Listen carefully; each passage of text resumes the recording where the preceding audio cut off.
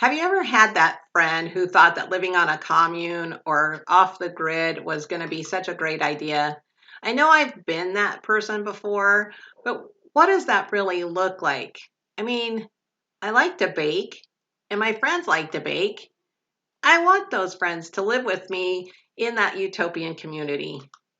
The problem with that scene, though, is that there would be five bakers and no one who knows how to plant the wheat or how to grind that wheat into flour so that we could make our great creations like hamburger buns or whatever it might be. This demonstrates collectivism, when we all work together to form a successful team by having our own unique talents. Today, I'm going to introduce you to the idea of individualism, quite the opposite approach to what we just pictured. We might even discover that the best method to success is a blend of both collectivism and individualism. So, American values. This survey that I'm going to show you here is from August of 2020. It's a poll that shows the outcome of responses to the question, what personal values do you deem as important? Notice that the number one thing by far is family. Our careers come in at being approximately half as important, and money comes in as a third place winner.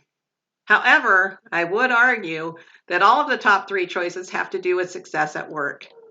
Being able to provide for your family well is part of success. And happiness in your career also brings success. And finding money important is certainly easier to attain when you're looking at being able to advance at work. But how do we get there?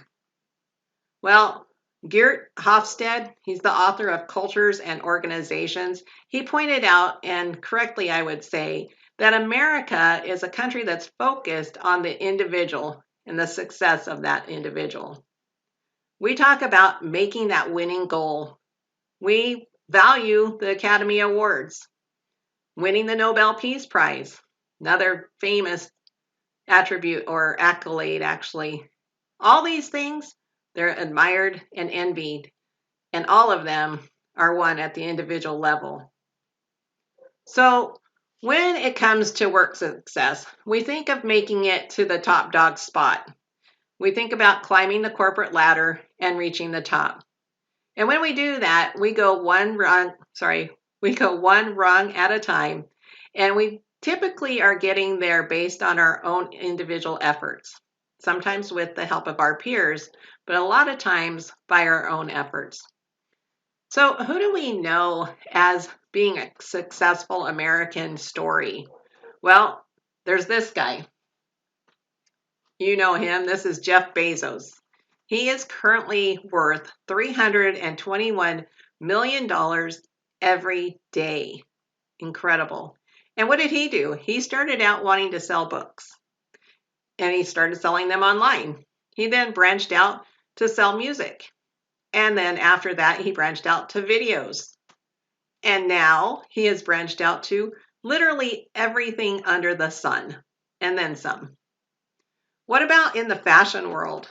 It's got to be Vera Wang. She started her career as an assistant at the fashion-forward magazine called Vogue. And she worked as an assistant there, and she just kind of worked her way up to the top of the ladder. Then in 1989, she was looking for a wedding dress for herself. And she really found that the retail market didn't satisfy the needs of the modern woman, as she put it. So what did she do? She designed her own gown, and she discovered her passion. She wanted to sell wedding dresses. Well, I would say she succeeded. Making dresses has made her a net worth of about $650 million. One very successful person that you might not think of is Jessica Alba. You might know her as Sue Storm. She's in the movie franchise The Fantastic Four, but she's actually a very successful businesswoman.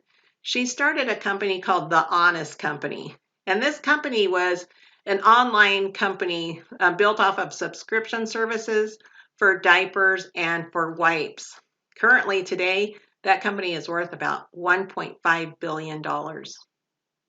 And of course, you know this face too. This is Oprah Winfrey. And she started out in radio in Chicago. She worked her way up through the ranks, and she now has a net worth of approximately $2.6 billion.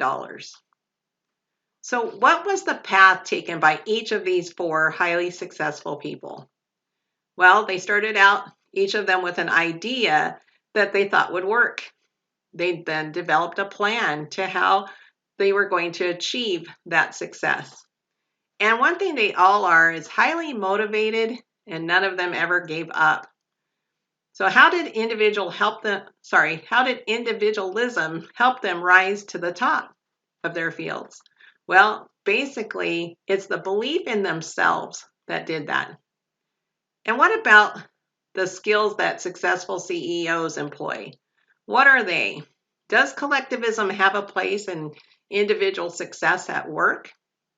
I would say somewhat. Here are 4 tips that Leon Ho shares as a way to embrace others in your journey to the top. First, be a good team player. Be generous. And network, and do it wisely. And always keep a record of your own achievements. We're going to listen now as John Fallon, CEO of Pearson, describes the skills that he looks for when he's hiring.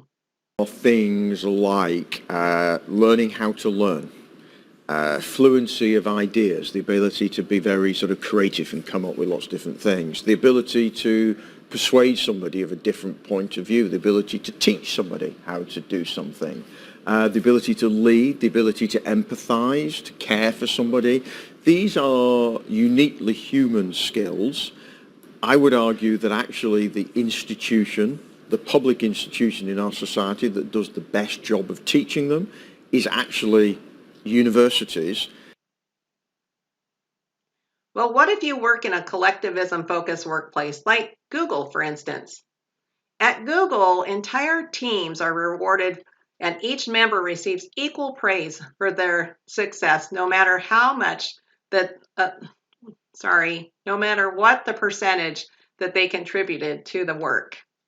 They give extra days off for what they call collective well-being.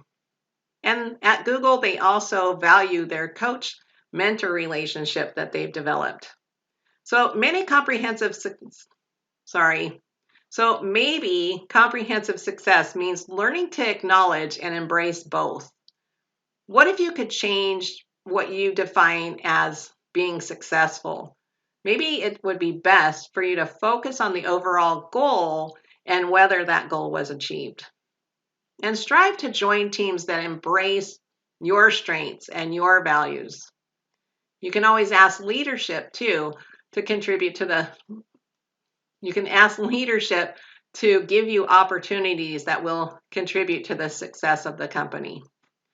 So what I would like to leave you with today are 3 key takeaways. 1, individualism and collectivism are not mutually exclusive. 2, be open to the cultural environment of a team as a whole. And 3, look for leadership opportunities. So in conclusion, we can't all be bakers. Our unique abilities can contribute to the betterment of our families, our companies, and even our way of life. So I leave you with a quote from Geert Hofstede. We live, therefore we evolve.